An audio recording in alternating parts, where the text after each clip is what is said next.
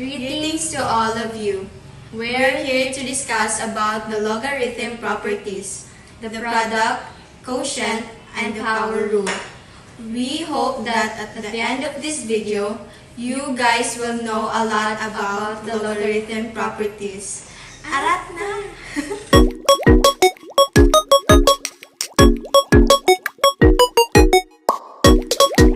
Understanding the properties of logarithm, the product, quotient, and power rule.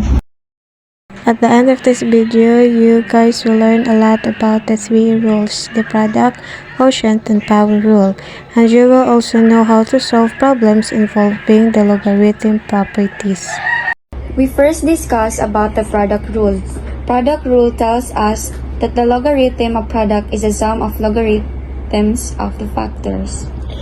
The formula of product rule is log the quantity of x times y to the base b equals log x to the base b plus log y to the base b. There are some examples. Simplify the log to the quantity of 8 times 4 to the base 2. Now let us substitute this log 8 times 4 to the base 2 using the formula. Now we have log 8 times 4 to the base 2 equals log 8 to the base 2 plus log 4 to the base 2. We know that log 8 to the base 2 is equals 3 because 2 to the power of 3 is 8. So log 4 to the base 2 equals 2 because 2 to the power of 2 is equals 4. If we add them together, we get 5 plus 3 equals 5. So the final answer of log 8 times 4 to the base 2 is 5. And that's how the product rule works. Now let's proceed to quotient rule. The quotient rule tells us that logarithm of division is the difference of the logarithms. Formula of the quotient rule is log x over y to the base b equals log x to the base b minus log y to the base b. Using the quotient rule, we can split this into two separate logarithms. Example. Simplify log 81 over 9 to the base 3. Substitute using the formula, we have log 81 over 9 to the base 3 equals log 81 to the base 3 minus log 9 to the base 3.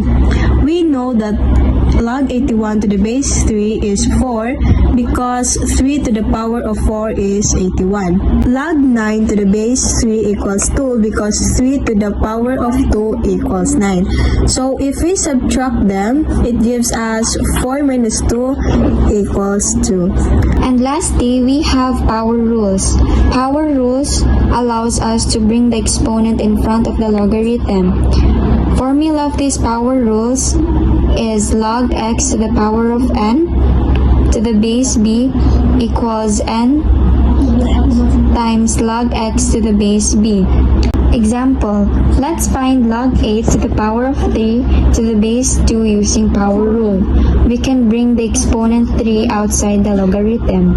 So distribute using the formula, we get log 8 to the power of 3 to the base 2 equals 3 times log 8 to the base 2. Since log 8 to the base 2 equals 3, we get 3 times 3 equals 9. So log 8 to the power of 3 to the base 2, the power rules makes working with exponents inside logarithm much easier. Now let's try to combine all using the three rules.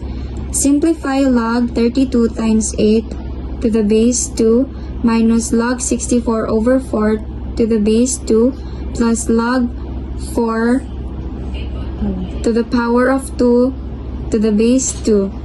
We first apply the product rule to log 32 times 8 to the base 2. According to product rule, we can break this down as follows. So now log 32 to the base 2 plus log 8 to the base 2, we know that log 32 to the base 2 is equal 5 because 2 to the power of 5 is 32. Log 8 to the power of 2 is equal to 3 because 2 to the power of 3 is 8. So we get 2 plus 3 is equal 8. Next, we apply quotient rule to log 64 over 4 to the base 2. The quotient rule tells us that the logarithm of a quotient is the difference of the logarithm. So, we break it down like this. Log 64 to the base 2 minus log 4 to the base 2. We know that log 64 to the base 2 equals 6 because 2 to the power of 6 equals 64. Log 4 to the base 2 equals 2 because 2 to the power of 2 equals 4. If we subtract them together, it gives us 6 minus 2 equals 4. We apply the power rule to log 4 to the power of 2 to the base 2. According to power rule, we can bring the exponent 2 in front of the logarithm like this. So, 2 times log 4 to the base 2. So, 2 times log 4 to the base 2. Log 4 to the base 2 equals 2. So, 2 times 2, we get 4. So, the final answer of log 32 times 8 to the base 2 minus log 64 over 4 to the base 2 plus log 4 to the power of 2 to the base 2 is 8. Now we provide questions here for you guys to answer. Here are the answers of the questions that we provided to be your guide on answering. Thank you for watching, and we hope that you learned something from us. Please like, share, and subscribe!